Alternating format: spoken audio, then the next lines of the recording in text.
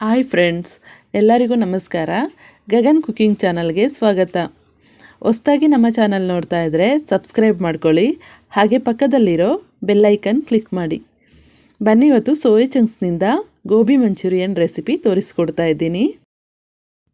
ಇಲ್ಲಿ ನಾನು ಕುದಿಯೋ ನೀರಿಗೆ ಸೋಯಾ ಚಂಕ್ಸ್ನ ಚೆನ್ನಾಗಿ ತೊಳೆದು ಈ ರೀತಿ ಹಾಕ್ಕೊಳ್ತಾ ಇದ್ದೀನಿ. ಎಲ್ಲನೂ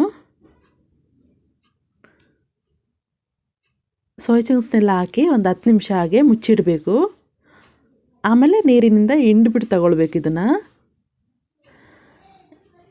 ಈಗ ನಾವು ಇದಕ್ಕೆ ಕಲಿಸ್ಕೊಳ್ಳೋದಕ್ಕೆ ಏನೇನು ಬೇಕು ಅಂತ ನೋಡ್ಕೊಳ್ಳೋಣ. ನಾನಿಲ್ಲಿ ಅಕ್ಕಿ ಹಿಟ್ಟು 2 ಸ್ಪೂನು, ಕಾರ್ನ್ಫ್ಲೋರು 4 ಸ್ಪೂನು, ಶುಂಠಿ ಬೆಳ್ಳುಳ್ಳಿ ಪೇಸ್ಟು 1 ಸ್ಪೂನ್ ತಗೊಳ್ತಾ ಇದ್ದೀನಿ.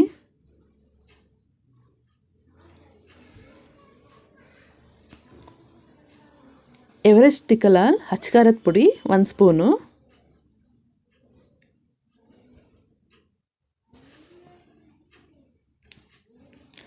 ಗಟ್ಟಿ ಮೊಸರು 4 ಸ್ಪೂನು. ಇದು ಮೊಸರಿನಲ್ಲೇ ಕಲಿಸ್ಕೊಳ್ಬೇಕು, ನೀರು ಸ್ವಲ್ಪನೂ ಹಾಕ್ಕೊಳ್ಬಾರ್ದು. ಫುಡ್ ಕಲರು ಸ್ವಲ್ಪ, ರುಚಿಗೆ ತಕ್ಕಷ್ಟು ಉಪ್ಪು, ಇಷ್ಟನ್ನು ಹಾಕಿ ಚೆನ್ನಾಗಿ ಡ್ರೈನಲ್ಲಿ ಈ ರೀತಿ ಮಿಕ್ಸ್ ಮಾಡ್ಕೊಳ್ಬೇಕು. ಸ್ವಲ್ಪನೂ ನೀರು ಹಾಕ್ಕೊಳ್ಬಾರ್ದು. ನೋಡಿ, ಈ ರೀತಿ ಸೋಯಾ ಚಂಕ್ಸ್ನೆಲ್ಲ ಹಿಂಡಿ ತಗೊಂಡು ನೀರಿನಲ್ಲಿರೋದನ್ನ ಹಿಂಡಿ ತಗೊಂಡು ಹಾಕ್ಕೊಳ್ತಾ ಇದ್ದೀನಿ.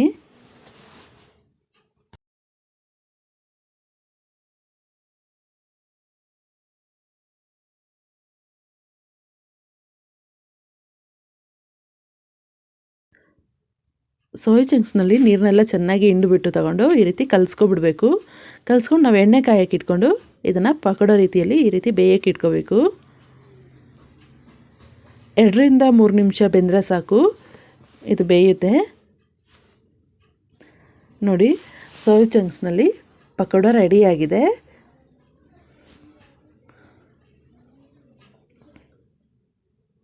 ಈಗ ಇದನ್ನೆಲ್ಲ ನಾವು ಚೆನ್ನಾಗಿ ಬೇಯಿಸ್ಕೊಳ್ಬೇಕು ಪಕೋಡ ರೀತಿಯಲ್ಲಿ. ಬೇಯಿಸಿದ ಮೇಲೆ ಈಗ ನಾನಿಲ್ಲಿ ಎಲ್ಲ ಬೇಯಿಸ್ಕೊಂಡಿದ್ದಾಗಿದೆ. ಈಗ ನಾನು ಟೊಮೊಟೊ ಸಾಸ್ ಮಾಡೋದಕ್ಕೆ 3 ಟೊಮೊಟೊ ಹಣ್ಣು, ಸ್ವಲ್ಪ ಮೆಣಸು ಪುಡಿ, ಸಕ್ಕರೆ, ಅಚ್ಕಾರದ ಪುಡಿ ಸ್ವಲ್ಪ, ಉಪ್ಪು ಇಷ್ಟನ್ನು ಹಾಕಿ ರುಬ್ಕೊಳ್ಬೇಕು ಅದನ್ನು.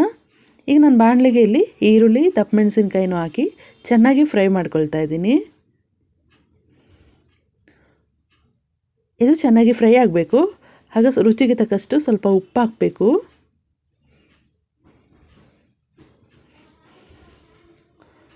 ಚೆನ್ನಾಗಿ ಇದು ಫ್ರೈ ಆಗಿದ್ಮೇಲೆ ತುಂಬ ಬೇಯಿಸೋಕೆ ಹೋಗಬಾರ್ದು, ಮೀಡಿಯಮಾಗಿ ಬೇಯಬೇಕಿದು. ಈಗ ನಾವು ಟೊಮೊಟೊ ಸಾಸ್ ರೆಡಿ ಮಾಡ್ಕೊಂಡಿದ್ವಲ್ಲ, ಅದನ್ನು ಹಾಕ್ಕೊಳ್ಬೇಕು. ಟೊಮೊಟೊ ಸಾಸ್ ಮಾಡೋದಕ್ಕೆ ಅಚ್ಕಾರದ ಪುಡಿ, ಉಪ್ಪು, ಮೆಣಸು, ಸಕ್ಕರೆ 1 ಸ್ಪೂನು, 3 ಟೊಮೊಟೊ ಹಣ್ಣು ಹಾಕಿ ಟೊಮೊಟೊ ಸಾಸ್ ಮಾಡಿದ್ದೀನಿ. ಇದನ್ನು ಚೆನ್ನಾಗಿ ಈ ರೀತಿ ಬೇಯಿಸ್ಕೊಳ್ಬೇಕು. ಇದಕ್ಕೆ ಸೋಯಾ ಸಾಸ್ನ 2 ಸ್ಪೂನ್ ಆಗೋಷ್ಟು ಸೋಯಾ ಸಾಸ್ ಹಾಕ್ಕೊಳ್ತಾ ಇದ್ದೀನಿ. ಇದಕ್ಕೆ ಕಾರ್ನ್ಫ್ಲೋರ್ ಹಿಟ್ಟು ಇದೆಯಲ್ಲ, ಸ್ವಲ್ಪ ನೀರು ಹಾಕಿ ಕಲಿಸ್ಕೊಂಡಿದ್ದನ್ನ ನೀರು ಹಾಕಿ ಕಲಿಸ್ಕೊಂಡು ಹಾಕ್ಕೊಳ್ಬೇಕು. ಗಂಟಿಲ್ಲದಾಗೆ ಕಲಿಸ್ಕೊಂಡು ಹಾಕಬೇಕು.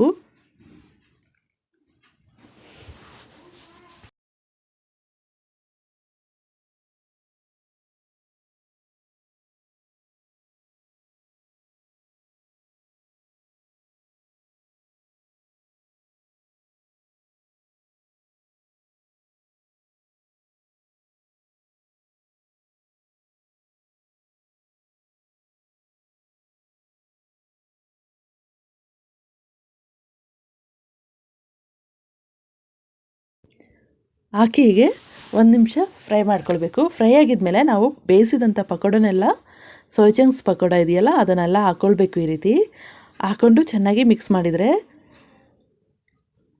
ತುಂಬ ಟೇಸ್ಟಿಯಾದಂತಹ ಗೋಬಿ ಈಗ ರೆಡಿಯಾಗಿದೆ.